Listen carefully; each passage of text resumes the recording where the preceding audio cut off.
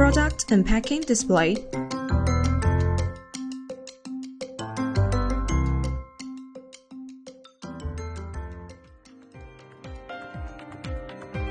How to remove the key. The removal of 5 types of remote keys is easy. There are 3 methods. The matching tool is on the right side of the key. Stop the tool. Push up until the back of the key pops out. There is a small gap on the back of the remote key. Use a tool to pry up the back shell in the gap.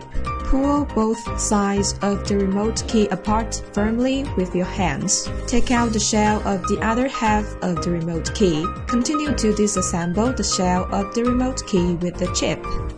We can see from the video that the front and back of the internal chip of the 5 types of remote keys are different. Of course, they have different connection methods with other devices. There are 2 connection methods, wireless and wired.